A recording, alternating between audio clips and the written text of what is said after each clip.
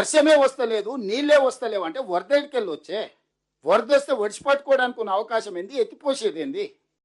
ఇది ప్రాణహిత నది గోదావరిలో కలిసిన తర్వాత పారుతున్న గోదావరి ఇది ఇప్పుడు మనం కన్నెపల్లి పంప్ హౌస్ దగ్గర ఉన్నాం. కొద్దిగా ఇక్కడ నుంచి అవతల కిందికి మేడిగడ్డ బ్యారేజ్ ఉంటుంది. అయితే ఇప్పుడు మేడిగడ్డ బ్యారేజ్ తెరిచింది, గోదావరి పారుతా ఉన్నది.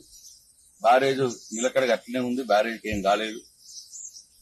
గోదావరి నీళ్లు బ్యారేజ్ దాటుకొని కిందికి పోతా ఉంది. అదొక పాయింట్. రెండో పాయింట్, ఇప్పుడు ఈ పారే గోదావరి నుంచే కన్నెపల్లి పంప్ హౌస్ కు నీళ్లు వస్తుంది. యాక్చువల్ గా 92 మీటర్స్ లెవెల్ నుంచి కన్నెపల్లి పంప్ హౌస్ కు నీళ్లు తీసుకోవచ్చు. ఇప్పుడు 102 మీటర్స్ లెవెల్ ఉన్నది. అంటే 10 మీటర్ల నీళ్లు కన్నెపల్లి పంప్ హౌస్ లోకి రావచ్చు. 10 మీటర్ల ఎత్తులో ఉంది, ఇంకా నీళ్లు ఉన్నాయి 10 మీటర్లు. అంటే మేడిగడ్డ బ్యారేజీ క్లోజ్ చేయకుండా పారే గోదావరి నుంచే నీళ్లు తీసుకునే అవకాశం ఉంది. 10 మీటర్ల మేర నీళ్లు తీసుకునే అవకాశం ఉంది. ఇప్పుడు మనం ఇక్కడ Kannepalli pump house approach channel దగ్గర ఉన్నాం. ఇది అప్రోచ్ ఛానల్, అదేమో పంప్ హౌస్. ఆ పంప్ హౌస్ గేట్లు అవి.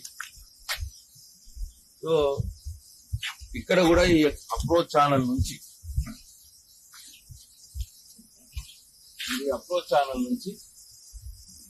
ఈ పంప్ హౌస్ కి ఆ గేట్ 31 గేట్లు ఉన్నాయి. అక్కడ నీళ్లు ఆ గేట్ ఓపెన్ చేస్తే పంప్ హౌస్ లో పోయి పంప్ హౌస్ నుంచి అక్కడి నుంచి ఆ పైకి నీళ్లు లిఫ్ట్ చేయొచ్చు. ఇక అర్థమవుతున్నది ఏంది, ఇప్పుడు రామగుండం దగ్గర మేము బ్రిడ్జ్ క్రాస్ చేసేటప్పుడు అక్కడ గోదావరిని చూస్తే అక్కడ గోదావరిలో చుక్క నీళ్ళు లేదు. ఎక్కడైతే ప్రాణహిత నది కలిసిన తర్వాత గోదావరి, ఇప్పుడు నేను ఇంతకుముందు మీకు చూపించిన గోదావరి బ్రహ్మాండంగా పారుతా ఉన్నది.